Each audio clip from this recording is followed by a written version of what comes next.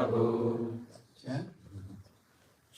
Yatatvam kripaya bhutya Yatatvam kripaya bhutya Tejasa mahimaujasa Tejasa mahimaujasa Jushta isha gune sarvais Jushta isha gune sarvais Tatosi Bhagavan Prabhu Tatosi Bhagavan Prabhu. Yatatvam kripaya bhutya Yatatvam kripaya bhutya Tejasa mahimaujasa Tejasa mahimaujasa Justa isa gunai sarvais Jushta isha gune sarvais Tatoshi Bhagavan Prabhu Tatosi Bhagavan Prabhu.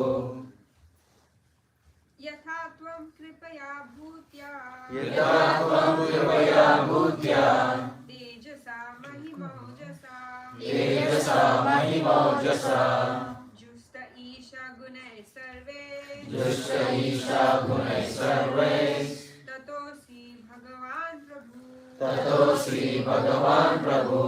Yatatvam kripaya bhutya Yatatvam kripaya bhutya Tejasa mahimaujasa Tejasa mahimaujasa Jushta isha gune sarvais Jushta isha gune sarvais Tatosi Bhagavan Prabhu. Tatosi Bhagavan Prabhu. Anyone else?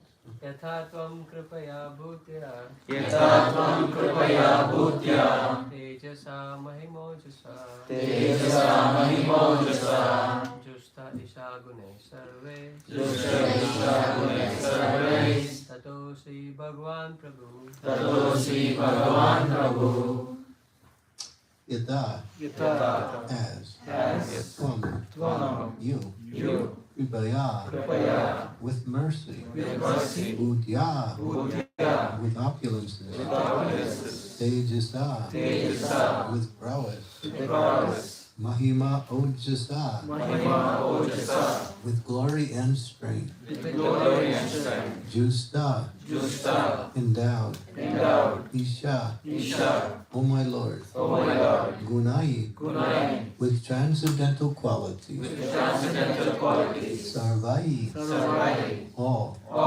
Tata. Tata Therefore. Asi. Asi You are. Bhagavan. Bhagavan The Supreme Personality of Godhead. the Supreme Personality of Godhead Prabhu. Prabhu The Master. the Master. So this is Sukadev Goswami speaking. O my Lord, because you are endowed with causeless mercy, all opulence, all prowess, and all glory, strength, and transcendental qualities, you are the Supreme Personality of Godhead, the Master of everyone. Srila Prabhupada's first purport. In this verse, the words Tato Sri Bhagavan Prabhu mean, therefore, you are the Supreme Personality of Godhead, the Master of everyone. The Supreme Personality of Godhead is endowed with all six opulences in full. And moreover, he is extremely kind to his devotee. Although he is full in himself, he nonetheless wants all living entities to surrender unto him so they may engage in his service. Thus he becomes satisfied. Although he is full in himself, he nonetheless becomes pleased when his devotees offer him patram pushpam phalam toyam, a leaf, flower, fruit, or water, in devotion. Sometimes the Lord, as the child of Mother Yasoda, requests his devotee for some food, as if he were very hungry. Sometimes he tells his devotee in a dream that his temple and his garden are now very old and he cannot enjoy them very nicely. Thus, he requests the devotee to repair them. Sometimes he is buried in the earth as if unable to come out himself.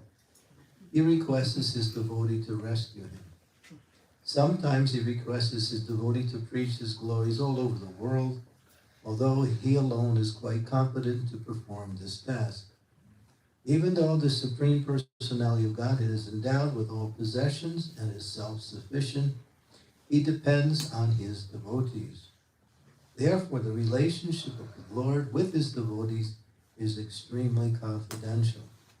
Only the devotee can perceive how the Lord, although full in himself, depends on his devotee for some particular work. This is explained in Bhagavad Gita 11:33, where the Lord tells Arjuna, Nimitta matram bhava savasachin. O Arjuna, merely be an instrument in the fight. Lord Krishna had the confidence to win the battle of Kurukshetra, but nonetheless he induced his devotee Arjuna to fight and become the cause of victory. Sri Chaitanya Mahaprabhu was quite confident enough to spread his name and mission all over the world, but still he depended on his devotee to do this work. Considering all these points, the most important aspect of the Supreme Lord's self-sufficiency is that he depends on his devotees. This is called his causeless mercy. The devotee who has perceived this causeless mercy of the Supreme Personality of Godhead by realization can understand the master and the servant.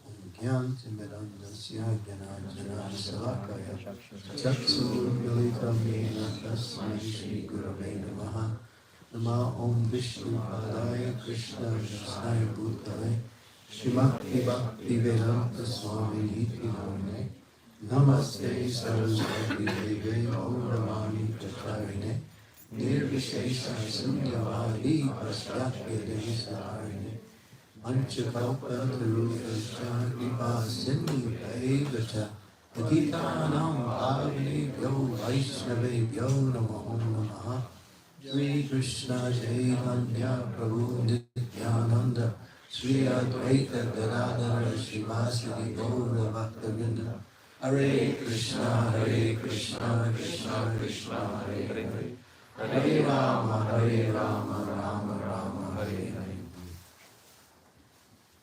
So it's mentioned here, and it's often stated that the Lord is known as Bhagavan. That means he's complete in all of the 6 primary opulences, which are the essence of all opulences. All wealth, all strength, all beauty, all knowledge, all fame, and ultimately all renunciation. Now these 6 qualities in full, here in the material world we see that the soul exhibits some of these 6 qualities in partial manifestation of their existence.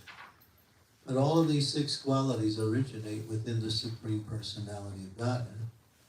And because the soul is part and parcel of Krishna, it can exhibit one or even many of these opulences in a small quantity. In the material world, we see people chase after these opulences as some success in life. People want wealth. They want position, power, some fame. People want to become strong so they can conquer over others. They want people who are born beautiful, and somehow they want to exhibit that so they can become noticed and famous for that also. So these qualities are there in the living entities also, but in Krishna there's the manifestation of the reservoir of those qualities. They're there in full.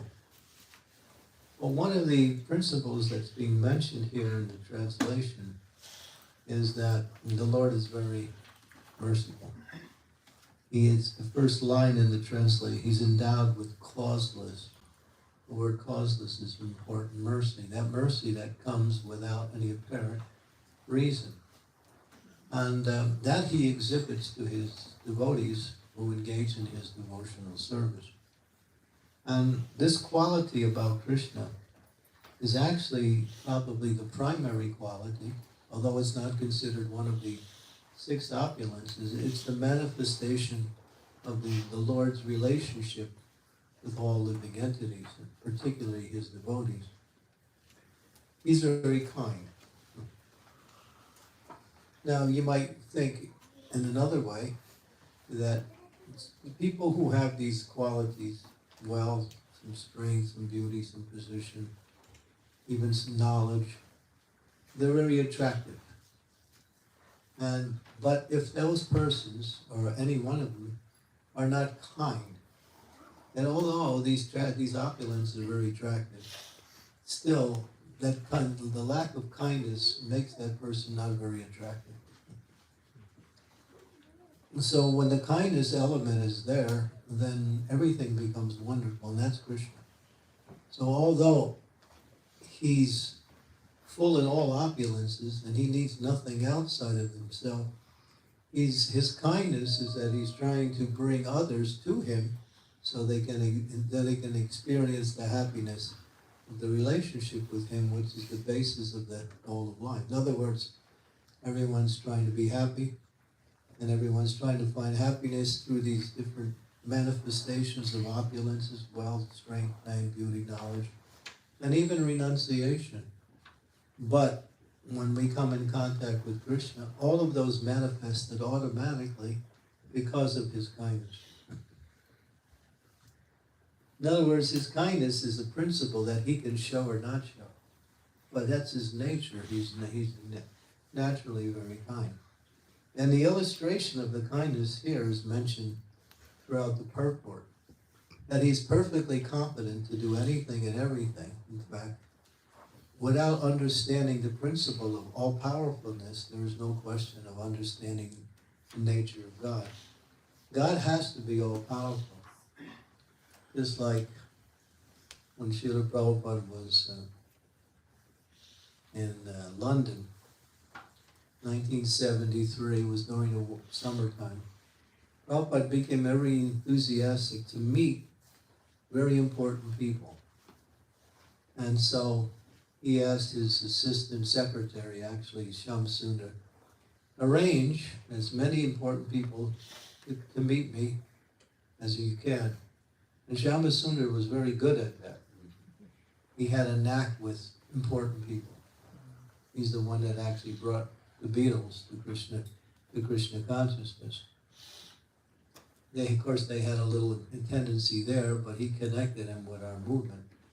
So he was very expert at dealing with very important people, and even today he still does that. And so many people were coming. There were poets, authors, musical stars, rock and roll stars, other types of people.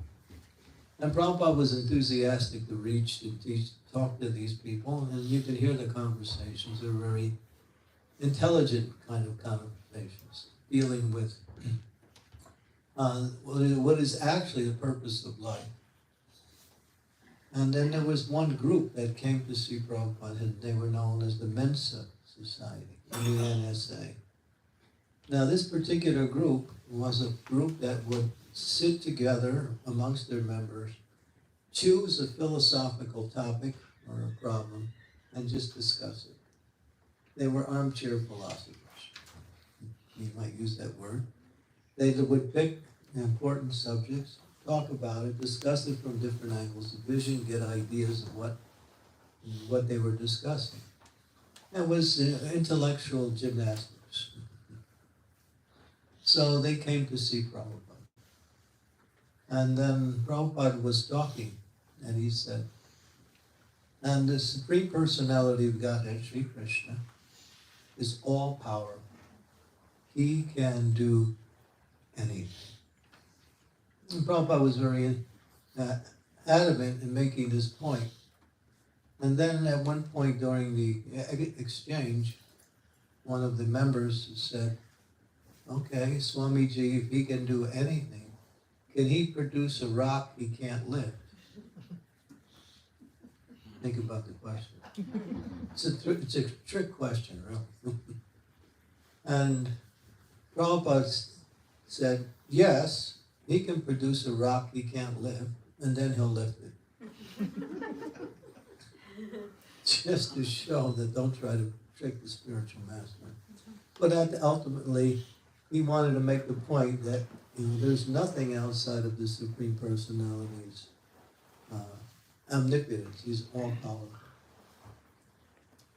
And so this point illustrates what's here in this particular point.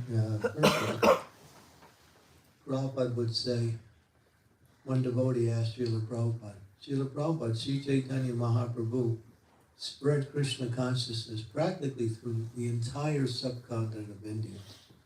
When Mahaprabhu left Puri, he traveled for 6 years, went down the eastern coast slope, the eastern coast, all the way to Cape Comorin, came back up, and got to the area of Bombay and crossed back over and went, returned to Jagannath Puri. It took him 6 years. You can read in the Chaitanya Charitamrita, the Lord visited so many places, so many hundreds of different places. And what did he do? Spread the holy name around. And everywhere he went, people gathered around him, and he was simply inspiring people to take up this chanting. And it became so powerful that everyone who came in contact with him, people who came in contact with those who came in contact with him, they would also begin chanting. And so practically, Mahaprabhu pretty much made Krishna conscious alive throughout all of India at that time. So one devotee in the movement said to Srila Prabhupada, well, if Mahaprabhu spread Krishna consciousness everywhere in India, why didn't he just take it around the world? He was competent to do that, obviously. And Prabhupada said, no, he left it for me. He likes to give credit to his devotees. He likes to empower his devotees. The devotees do something wonderful. They get the credit, but it's really the mercy of the Lord. As Krishna says in the Bhagavad Gita, Rasoham apsukunsaya, prabhasmi sarisuryaya, pranava sarvavedeshu sabdike purusham nishu. That last line, sabdike purusham nishu, means I am the ability in all living entities. This is a very important part to understand. That way we never become proud. We may be able to do many things, but that ability ultimately is coming from Krishna. As he says in the Bhagavad Gita, in another place, Sarvasyatyaham riddhi sani vistam matat smirti jnanam apohanam cha. You want knowledge? I give you. You want remembrance? I can supply that. You want to forget?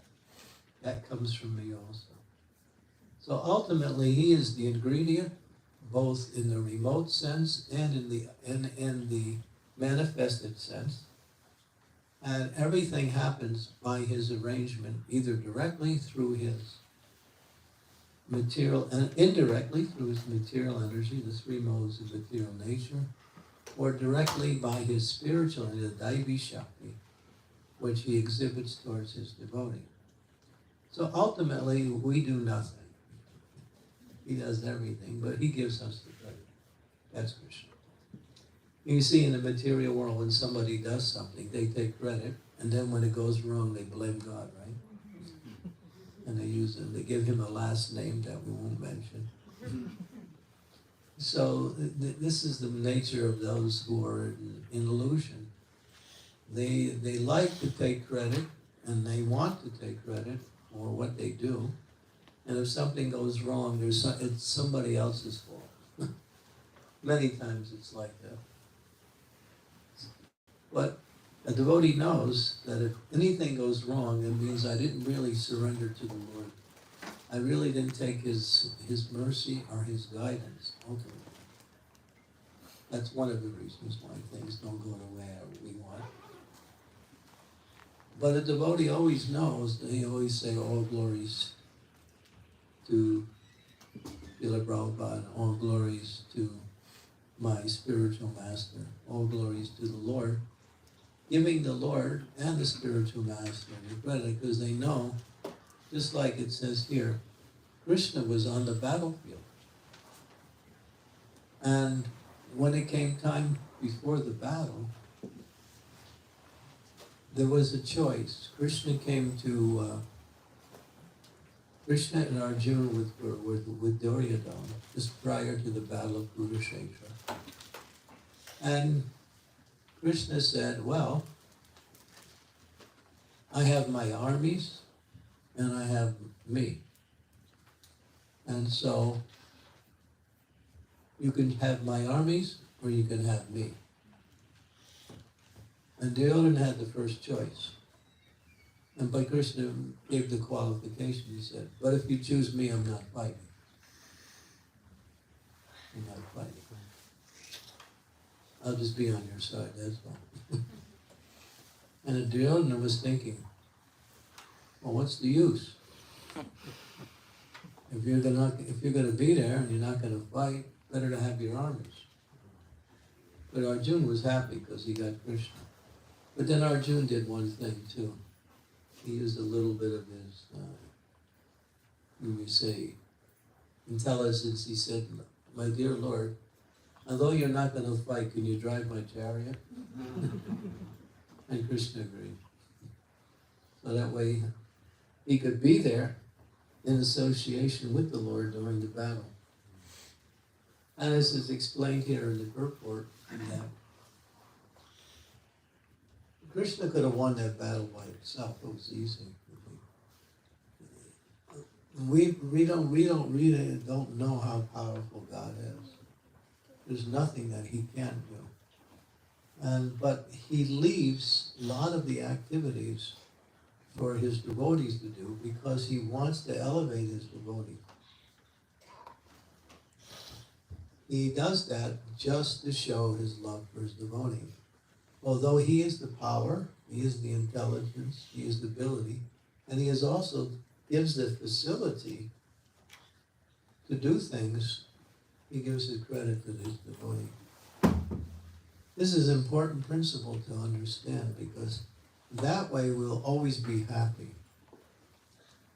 We'll always be happy. Although we may endeavor, so people might think, well, if he does everything and he is supplying everything, why should I do anything? I just sit back and let things happen, right? No. That doesn't work either. Ultimately, what he's saying that you have to act in such a way that depends on you. We have to know it doesn't. This is the trick of living life. You work with full intelligence, full concentration, using whatever abilities, facilities you have in order to carry out something. But in the background, you know, without the mercy of Krishna, nothing happens. And there's a nice story which kind of illustrates how Krishna likes to give his devotee the credit. Right after the battle of Kurukshetra, now the Pandavas had been victorious. Yudhishthira was going to be on the throne. And so then they had to perform what is called the Rajasuya sacrifice, which is not an easy sacrifice to perform. Just to prepare for it and the ingredients needed was quite immense. And because of the war, they had exhausted all their wealth. And so Yudhishthira had to send out his brothers to collect wealth in different places. Fortunately, Arjuna came back with this large amount of gold that he found one king. And this, I think it was one king, I'm not sure exactly the personality, but there was a great sacrifice performed and many sages came. And this king had rewarded all of these sages with so much wealth that they couldn't carry it. So they just left it. So when Arjuna found out where it was, he went there and then they amassed enough wealth in order to perform the sacrifice. And just to get everything ready would take at least 2 years. So this was just beginning time when they were planning for that. So Krishna came to Dwarka, and Yudhishthira was also in Dwarka. And during the time when Krishna was in Dwarka, there was a big assembly meeting of all the leaders in the Dwarka city. And they were all meeting together, and Yudhishthira was also there. And Krishna was there, he was the guest of honor, but he was also a participant in the meeting. So as the meeting was just beginning, one messenger appeared at the door and was greeted by the security guard. And he came up to the guard and said, I have to speak to Krishna. What is it? Well, and then he explained. And then the security guard said to Krishna, there is an emergency here. There's a messenger come with a very important message. he would like to read you the message. And Krishna said, okay. So this messenger came on behalf of the kings that were imprisoned by Jarasandha. They had written this letter, a beautiful letter where they said, we are now imprisoned by this great powerful demon named Jarasandha, and soon he will sacrifice all of us in a ritualistic sacrifice to goddess Kali Bhairava. In other words, a human sacrifice. And so they were all about to lose their lives. So they wrote this letter, my dear Lord, save us. We have no one else but you. We don't know where else to go, but we know if we go to you, you will save us. So please come and save us. It was a very heartfelt and a very emergency type of expression. Now, Krishna's listening to this. And then at the same time, they were all talking about preparing for the Rajasuya sacrifice. That was the reason for the meeting. So Yudhisthira was there. So now there was a somewhat of a difficult choice. Should Krishna go and save these kings, or should he attend the Rajasuya sacrifice? Without him, it wouldn't be at all successful. So there was a quandary, difficulty to choose. So obviously Krishna knows the answer. But his cousin was there, Uddhava. Vasudeva was the father of Krishna, and he had many brothers, and one of the brothers was Devaratra, I think. And his son was Uddhava. So Krishna and him were cousins, but he was also a great devotee of Krishna. So Krishna looked at Uddhava and said, Uddhava, what's the answer? And then Uddhava thought for a minute, and he said, my dear Lord, the Rajasuya sacrifice will not be successful as long as Jarasandha is still on the planet. So kill Jarasandha, free the kings, and then we can begin the Rajasuya sacrifice. Everyone got up and started applauding. Perfect understanding. Thank you very much. Uddhava, you're so intelligent. And everybody was happy, and Krishna was smiling. Krishna knew the answer. But he gave the credit to Uddhava by allowing Uddhava to say what he would have said anyway. So that's a nice example on how the Lord does things. He always wants to give his devotee. And so in our practice of Krishna consciousness, this is a very important part of our advancement in devotional service. Because when we take credit for something that we do, we're not seeing the whole picture. We're not seeing the whole picture. Just like it mentions in the Bhagavad Gita that in every activity there are 5 ingredients. And there is the performer, you. There is the endeavor that you put out. There is the time, place, and circumstance. There's the paraphernalia needed. And ultimately the 5th one is the super soul. And even though everything is there in the 4, without the sanction of the Lord, nothing happens.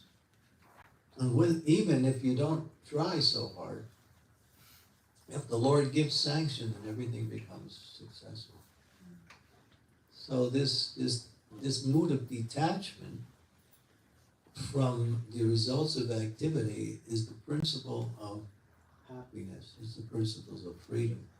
Because you see in the material world, everyone works so hard, is very much attached to the results of their activity.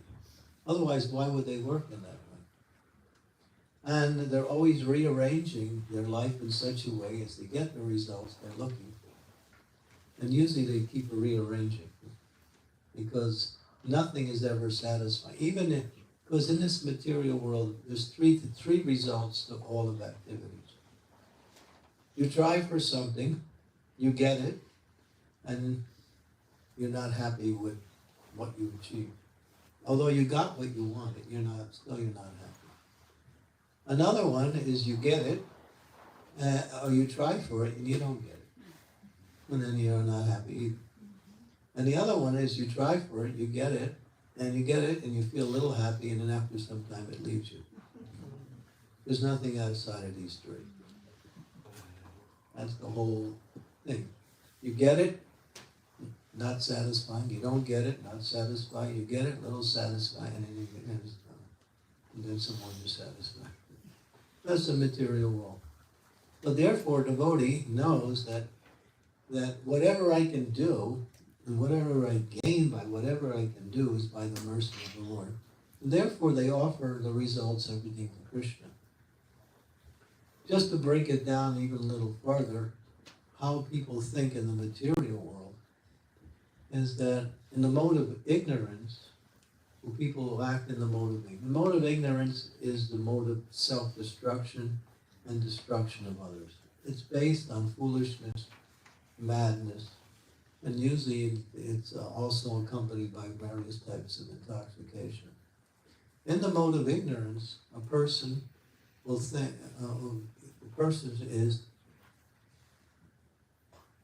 if I can get something, then I can do something, and then I can be something. So if you're thinking like that, you're in a mode of ignorance. If I can get something, then I can do something, then I can be something. And the mode of passion is if I can do something, then I can get something, then I can be something. Same thing, ingredients, but the mode of the order is changed. And the mode of goodness is if I can be something, then I can do something, then I can get something. See how that plays. But even all three of these are still within the realm of them. So the devotee is not trying for any of these. The devotee is just trying to serve the Lord, please the Lord. As Krishna says here, Patram pushpam phalam toyam yome bhakti panashiti. It's that simple. What are these ingredients? These things are so profusely available through nature's gifts that anyone can find any of these ingredients easily. And Krishna says, just offer it to me. And if you offer it to him with a desire to please him, this is the ingredient that makes the offering an offering. Otherwise, it's just going through the motions. Trying to please the Lord in our activity, then that is satisfying. Even though it appears to be a very simplified form of offering. Now, don't get the wrong idea that, okay, I'm a millionaire and I'll just give Krishna a cup of water. That doesn't work either.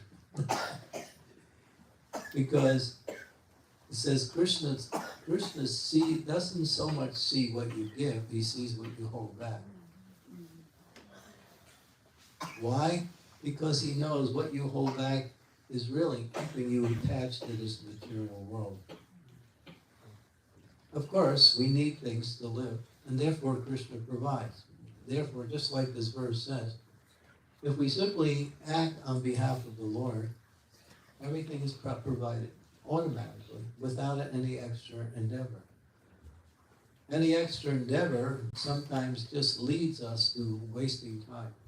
If we simply depend on the mercy of the Lord in all activities and act according to his direction, which means the direction that is recommended for the activities given by the spiritual master and sanctioned by the scriptures, then life becomes really easy.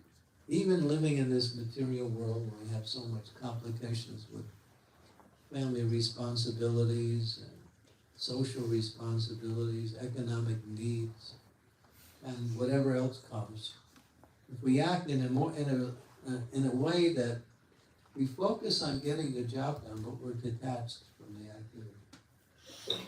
We're detached from the results of the activity.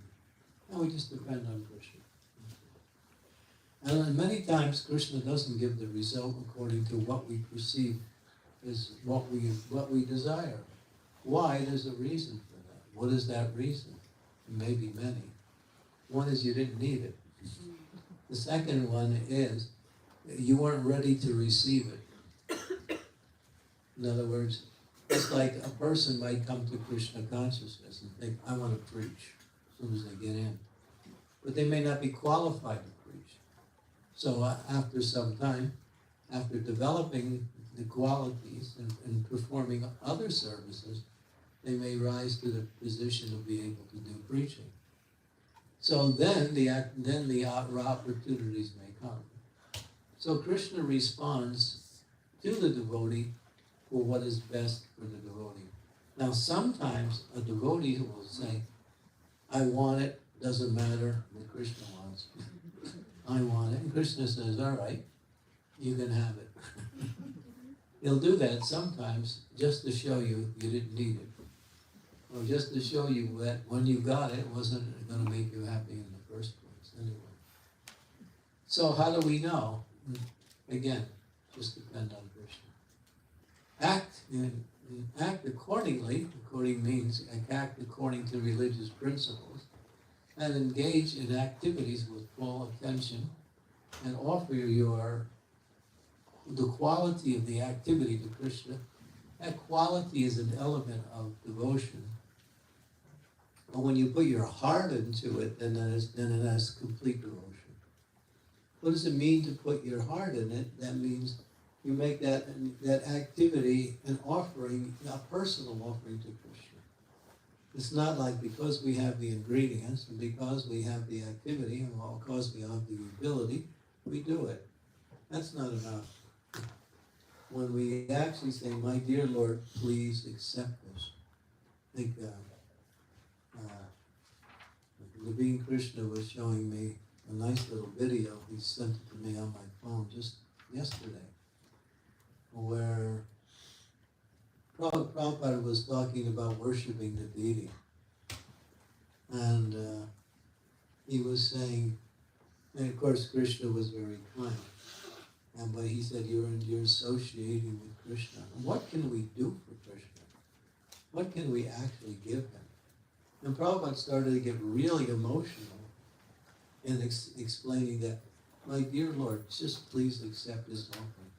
I am not qualified to do anything. But because I want to please you, please accept it. That's bhakti in its essence.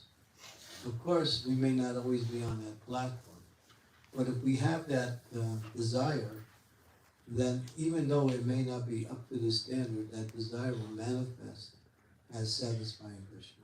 In other words, he knows you're trying to satisfy him. And that's the most important thing. Just like you're building this temple. Why are we doing it? We want to make a nice place for the Lord.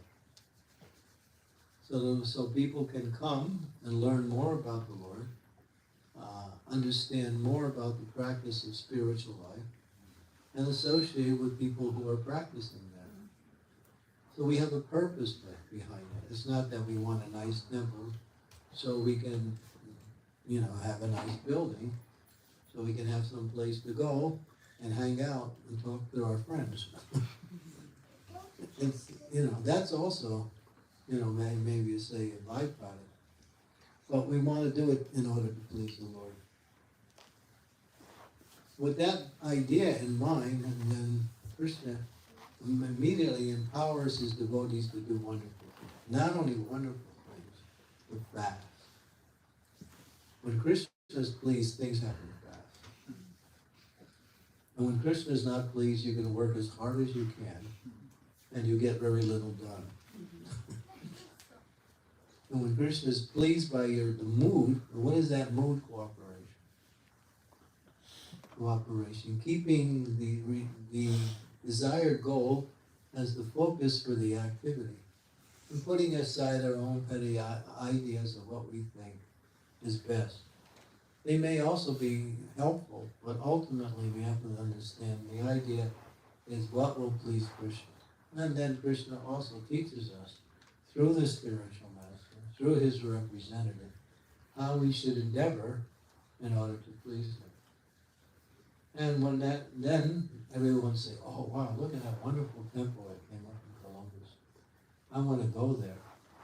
And then, because the devotees had that mood just to please the Lord and work together in a cooperative way to bring about something wonderful, which was empowered by the Lord himself, as is explained here, We sometimes we don't see that. We think, you know, I'm intelligent and I can do things. But if Krishna wants you to forget, you can't remember. I had one time, I was at a rainbow gathering, you know what those are.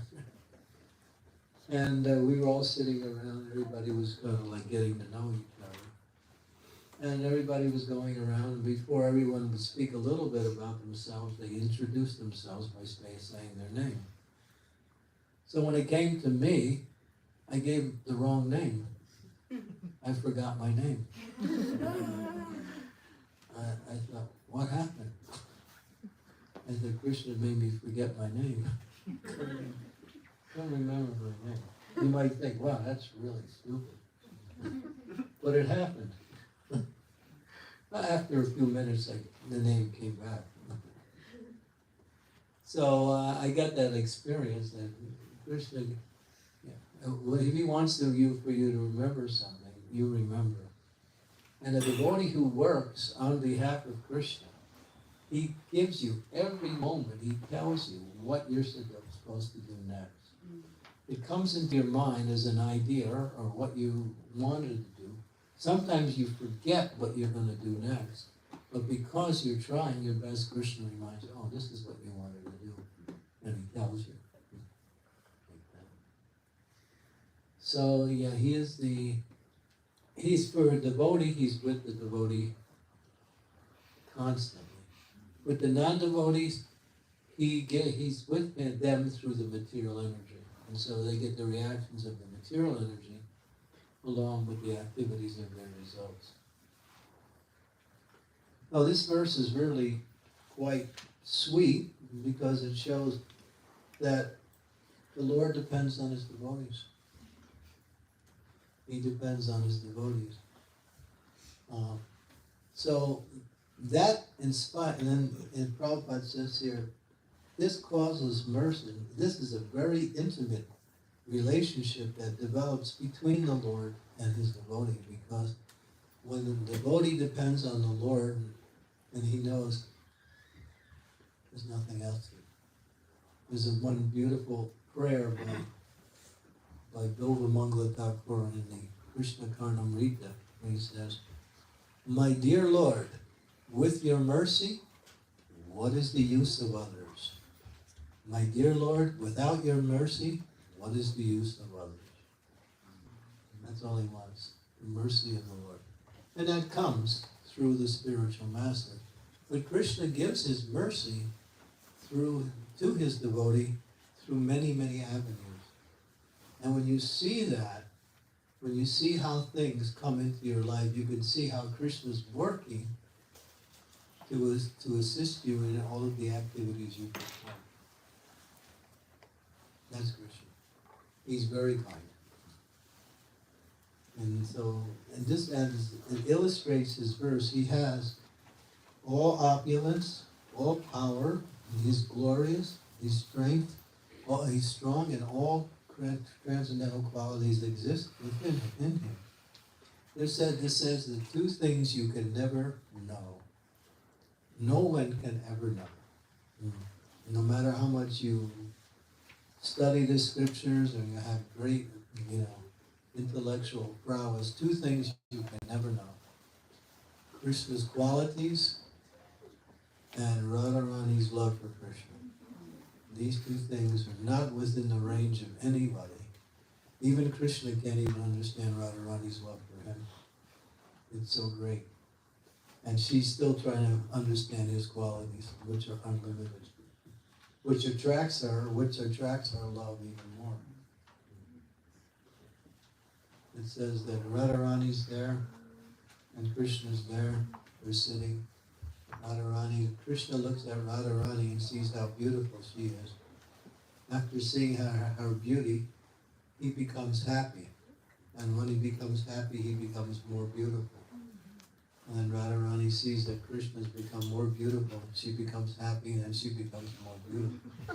And then Krishna looks at Radharani and sees she become more beautiful. He becomes more happy, and then he becomes more beautiful. And she looks at him and seeing he's become more beautiful. She becomes more happy.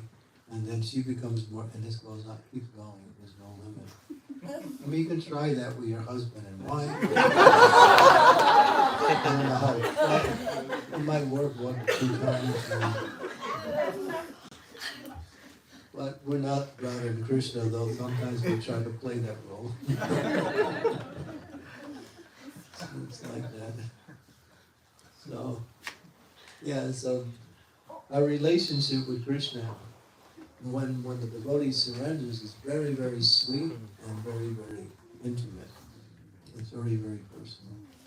So this is what this verse is about, is that Krishna becomes the only thing in the life of the devotee, and the devotee lives simply to satisfy the Lord. Okay, so there's many, many other stories that illustrate how Krishna empowers his devotees. Prabhupada said Arjuna, he had no chance to win the war against powerful soldiers like Dronacharya, who was his martial guru, against Bhishma Dev, who was invincible in battle and had the benediction given by his father, and he could die only when he wanted to. Death is only something that he would choose when he would leave. And Bhishma Dev had such prowess in fighting that he could have annihilated the whole Pandava army himself. But he didn't fight to his capacity, because he had affection for the Pandavas. That's another story. How Duryodhana noted that he wasn't fighting to his capacity. And he said, my dear grandfather, who was the leader of his troops, you're not fighting to your capacity. And that was an insult. To tell a Kshatriya they're not fighting. So the Bhishma Dev, he said, all right, tomorrow I have these 5 arrows, and with these 5 arrows I will finish the 5 Pandavas. And Duryodhana said, all right, my dear grandfather, let me hold the arrows for you. So he did, and then Krishna understood Arjuna and the Pandavas are going to be finished. So he told Arjuna, you remember Duryodhana owed you a promise? I owed you a benediction, so now's the time to collect it. Now here's Krishna again, saving them the whole. So Arjuna goes, and because the Kshatriya code was they would fight during the day, and at night they would meet and sit and discuss and talk as friends. And then the next day they would, again, the war would go on. So he came, and Duryodhana greeted him. He said, oh, Arjuna, you come. Yes. Why have you come? Well, remember you said you had a benediction you wanted to give me in favor? Yes. What is that you want? I want those 5 arrows.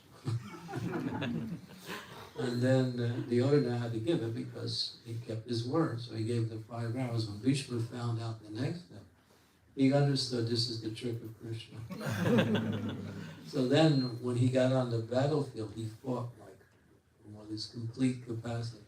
And then it's described that Arjuna, the chariot of Arjuna was being smashed by the arrows of Bhishma Dev, and the wheel fell off. Krishna fell to the ground along with Arjuna. And Krishna, in order to save the life of Arjuna, he picked up the chariot wheel and came charging at Bhishma Dev. It says his charger was flying in the wind and he dropped it. He just kept going. Krishna was really angry. And he broke his promise. He broke his promise. He said, I'm not going to fight. I'm not going to fight. But when he saw that his devotee was in trouble, he's willing to be criticized for breaking his promise rather than allow his devotee to be vanquished. So, and he is criticized like that sometimes. People say, yeah, Ram's so nice. Whatever he says, he does. Ram is, he's righteous. He tells when he says something, he keeps his word. But Krishna, you can't trust him. You don't know what's going to happen. But that lack of that apparent inequality, or that apparent deficiency is actually his love for his devotee. It's his love for his devotee. So he, rather than let his devotee be defeated, he'll break his promise. And of course, that was the desire of Bhishmadev. He wanted to see Krishna fight so he could fight with him. And then the rest is mentioned in the Bhagavatam. And another one is that when at the end of the battle of the Kurukshetra, although the Pandavas were victorious, and that was the desired goal, Yudhisthira was lamenting that because I was put on the throne, the war was fought because of me, so many men have died, so many women are without brothers, without sisters, without husbands, without fathers. I was the cause of so much killing of all of them. He was lamenting. He couldn't even accept the throne. And Krishna knew only one person could convince Arjuna, and that was Yudhisthira.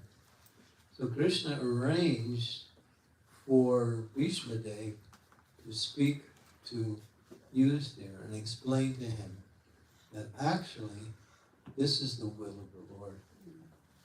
You're thinking because of you this is happening, but actually it was the will of the Lord. So please accept the throne because that is also the will of the Lord. And he wasn't fully passive. Still, he had that feeling that he took his duty, and then of course Bhishmadev spoke to him what it means to be a leader.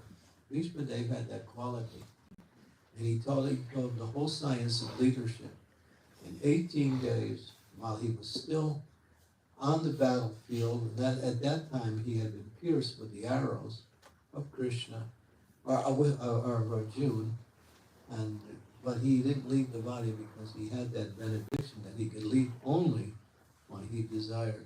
So Krishna used our Bhishmadev to teach Yudhisthira.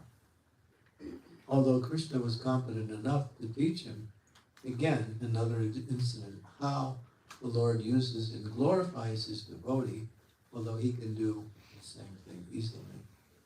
This is Krishna consciousness. This is something that we should always keep in mind, that ultimately the source of all success is how much we surrender to the Lord. And Prabhupada would say, and become 100% Krishna conscious. And everybody's face would be long face, 100%. It's impossible. Prabhupada look around. All right, 90%. And then nothing changed. 80%. A few smiles, but hardly any. And then Prabhupada said, all right, 70%, no less. And then he got up and left. So Prabhupada, whatever the spiritual master decrees, that actually becomes the principle. So, but don't take advantage of 70%. Try to make it 100. So that is the mood of the Lord. He wants to glorify his devotee. The devotee wants to glorify the Lord, and the Lord wants to glorify his devotee. It's a sweet relationship. Very sweet. Okay. Any questions, comments?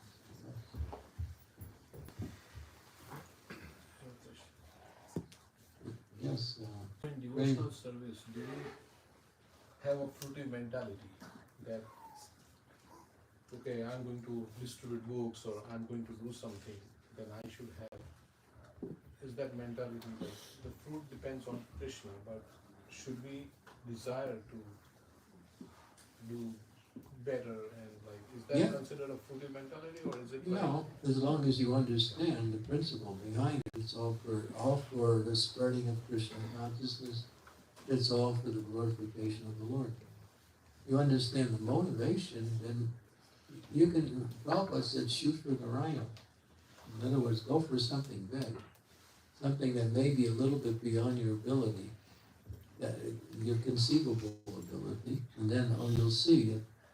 And Shyam Sundar, one of Prabhupada's secretary for you, he lived that mood. Go for something really difficult. And just depend on Krishna. He said, watch the fun. Watch the fun. And many devotees had that mood. I mean, Prabhupada sent 6 devotees, 3 couples, to London he gave them $1,500 because at that time, to get in London, you had to show money. Otherwise, they thought you were hippies and you were going to live around, just hang around, because that was the time when the hippie culture was really strong. So the immigrations would not allow anyone in unless they showed money. So the first couple went in, showed they had $1,500, and then when they got in, they wired that money to the second couple. And then the second couple got in and wired it to the third couple, and they got in, and that money, Prabhupada wanted the money back. It wasn't their money. So when they got there, they had no money. They were there, at least. And from there, they built the whole Krishna consciousness movement in London. And Shyam Sundar knew he wanted to make it happen, so he connected with the Beatles. As soon as we did that, everything started to blossom. And the Bhaktivedanta Manor was, owned by George Harrison. He gave it to the devotees, free. So yeah, so that's how Krishna consciousness spread. It wasn't spread by having all the ingredients we needed to make something happen. It was spread on the faith that simply if we follow the instructions of the spiritual master and work in that way, so many wonderful things could happen. And that's a fact. That's how this movement has grown. It's not grown simply by great intellectual abilities to figure out how to do things. It was just by a bunch of hippies, who were coming off the streets, and they just connected with Srila Prabhupada. What did they know? Well, they knew was, hashish and what else? A few other things. But Prabhupada, because of they liked Prabhupada. They saw something wonderful in Prabhupada. And Prabhupada gave himself and showed that, yeah, I'm coming here to teach you something that actually will be for your benefit. And they trusted Prabhupada. Therefore, in that trust, they were willing to do anything for him. So, just like this one devotee, he's still here, he's in North Carolina. Young man, Prabhupada said, go to Germany and open up Germany by himself. One man, he just went into Germany and pair of car tolls and just sitting on the streets and just chanting. That's how we opened up many of the places around the world. Just a few devotees going to some places, sitting down, chanting, passing out some invitations, and attracting people. So many, very simplified, but everything was done with faith in Prabhupada. That was the real key. That Prabhupada wants it, and therefore we're going to make it happen. That was the motivation. So Krishna wants this temple. You could make it happen. You have that in mind. It's meant to happen. The temple's already built. Because we live in a 3-dimensional world. But on the 4th dimension, it's already built. On the 5th dimension, which is the spiritual dimension, it's already, because of the desire of the Lord and the pure devotee, it's already built. It comes down to the 4th dimension, which is the area of the sun. That means the next stage is to bring it down to, the physical form. It's already there because it's in the hearts and minds of the devotees. So that's where we build the temple, in our hearts and our minds. And then we work to make it happen. Then it manifests on the physical level. But if it's not in the hearts and minds, and it may take forever, or it may never happen on the physical level. Yeah.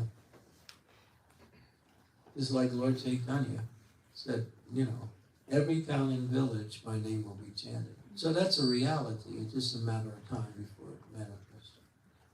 That's it. That's Krishna consciousness. So how much budget we should have for the temple? Like it can be 10 million, it can be 15 million. We can think Krishna will provide. So where do we kind of draw the line? Because Well, we are doing beyond our means. Sometimes we feel like that. So where exactly is that? Well, there's the practical side too. So you have to see what you're trying to do and come to some cooperative agreement. And then once that is done, then you work to make that happen.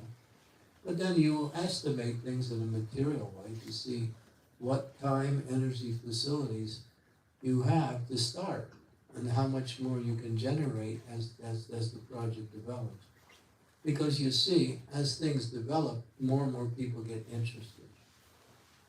The initial, getting the starter is the hard part. To get people interested in making the commitments and giving the necessary ingredients to make it happen. But then when they start working, then you'll find more people will start to come and want to help and want to contribute also. So, but you have to think in terms of practicality. But sometimes Prabhupada didn't. He just, what did he say? He said, I'll give you an example. This is a great example. The BBT, Bhaktivedanta Book Trust, was out of Los Angeles. And they were printing Prabhupada's books. This was 1975. And when Prabhupada would finish a volume of Srimad Bhagavatam, he would send all the material to them. They would edit, they would put it together, they would get the pictures, they would do the binding and the printing, and it took 2 months average to do one volume of Srimad Bhagavatam, average. So now, Prabhupada had went on a marathon and completed the whole Chaitanya Charitamrita. And that was 17 volumes in the original set. So he came to Los Angeles and he said, I have finished, 2 volumes were already printed. So he had 15 more volumes. And he said, I want these 15 volumes done in 1 month. But we're doing 1 volume every 2 months. And he said, I want these 15 done in 1 month. And then Radha Ballava and Rameshwar, they told Prabhupada, that is impossible. That's what they said. And then that famous quote, Prabhupada said, impossible is a word in a fool's dictionary. He said, do it. He wasn't going to change. There was about 150 devotees in the temple. And then Radha Ballava and Rameshwar were really pensive. They were thinking, oh my God, Prabhupada wants 15 volumes in 1 month. How are we going to do it? So they said, well, we have to. But then they came up with an idea. They said, all right. And they came to Prabhupada. They said, Prabhupada, we'll do it if you stay here for that 1 month. Deal with the guru. So Prabhupada said, fine, I'll stay. So he stayed. So they put the whole temple on a 24-hour shift. And they worked around the clock throughout the night for 1 month. And devotees who were doing the paintings were sitting in front of their, canvas, and people were bringing them food, and they were working around the clock to make the paintings, to do the editing, do the typesetting, everything. And in 1 month, 15 volumes finished. That was amazing. Yeah, you can read about it, you know. Rameshwar, if you meet Rameshwar, you can ask him to tell you about it. He was there personally. So Prabhupada wanted to show that, yeah, whatever we can do is just small, but if we simply follow the instructions of the spiritual master and depend on the Lord, then there's no limit to what empowerment can come. As long as we're following the instructions, that's important also. Yeah, so that's a nice example. And you can see those volumes, the original 17-volume set, beautiful books. Pictures, everything came out. Not only did they finish, quality was top-notch quality. Yeah.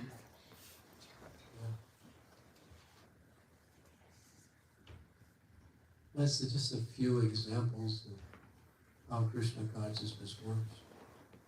So don't think this temple is a burden. Think it's a wonderful opportunity to offer our devotion to Krishna and to do something to spread Krishna consciousness. It's actually a privilege to be connected with this. It's not simply an obligation. It's actually a great privilege to be part of this. We're in the middle right now of a great historical time in the world where there are two forces that are very strong. One is the spiritual force, and the other one is the demoniac force. Both of these forces are quite strong. Both of these forces have increased their quality over the years, and the people in the middle have become less. People are moving in one direction or the other. So we're in a time where we can make a difference in bringing Krishna consciousness to the world. And this is Lord Chaitanya's prophecy. But Prabhupada said, if you don't do it, the next generation will do it. And if they don't do it, the next generation will do it. It will be done. And Prabhupada was very specific in one statement he did say. He said, your children's children will do it. He was talking to us. And your children's children will do it. So, yeah, it's already prophesied that Lord Chaitanya's movement is meant to spread around the world. And who will get the credit? The devotees. The devotees will get the credit. But it won't be easy, because this is the material world and this is Kali Yuga. Because of that, there's an effort that has to be made. And that effort brings out your bhakti. You'll find your good qualities come out in difficult circumstances. When things are easy, then you go along in life. But when you put into a difficult situation, and you just turn, you look for a way out, and there's only one way out. Just pray to Krishna. Depend on Krishna. And then you see miracles happen and things change. And that's our movement. So, yeah. And that's illustrated again in this particular. Krishna likes to empower his devotees. And sometimes he puts them in difficult circumstances in order for them to depend on him more. So never see difficulties as a way of becoming less enthusiastic or giving up. These are opportunities for greater service and more surrender. And that's what makes up a devotee. Devotee thinks, yeah, Rake Krishna Modike, More Krishna Rake. But when Krishna wants to give you protection, nobody can do anything. There's a story where two devotees were sent by Prabhupada during the Bangladeshi war in 1972, I think it was. 71? Yeah, and from India, two senior sannyasis they went. And they had to preach in that area where the war was going on. So they were preaching to, because there were a lot of quote-unquote Hindu people in that area. And so after some time it became very difficult. And then people were saying, well, you should get out of here because, your lives are, at stake. So it's getting worse. And at the same time, Prabhupada was quite concerned. He was trying to reach these devotees to bring them back, but because of the war, all communications shut down. So Prabhupada was praying for them. And then the Islamic army, who was in control at that time, set up a thing that people, the innocent, people who were not involved with anything, they could get on a bus. In other words, people who are not connected with any political, they could get on the bus and they could leave the country. So these two devotees, they got on the bus. They're not leaving the country. But when they would come to the border, the Islamic army would check who's on the bus. And then they saw these two sadhus. And they pulled them off the bus and they put them in front of a firing squad. Brahmananda and Krishna. So there they were. And then Brahmananda, all of a sudden, he takes his beads, he still has his beads, and he holds it up in the air and he starts chanting as loud as he can, and he says, "Hey, we're going back to Godhead. We're going back to God." And he starts chanting and chanting, and then push the Krishna got behind. So they're both, and all of a sudden, the whole thing changed.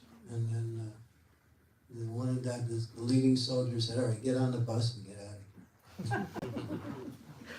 Yeah, that's a true story. They had faith in the holy name. They had faith in Krishna, that Krishna would protect them. That's one of many examples in the history of ISKCON. I think probably Mother Kamagiri has many stories also. Even personal stories. Not a personal story, but I don't want to share. Yeah, that's why she's so happy. She's always given everything to serve. And because she's given everything, Krishna's given her everything also. Okay, any questions? Any more questions? Comments?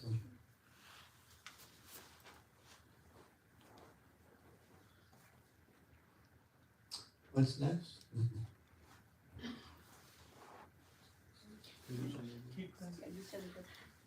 You do some more kirtan. Kirtan? Yeah. So we do kirtan? Yes. Okay. There's Yeah. Hare Krishna. Thank you very much. Srila Prabhupada. Chandramauli Maharaj ki. Jai.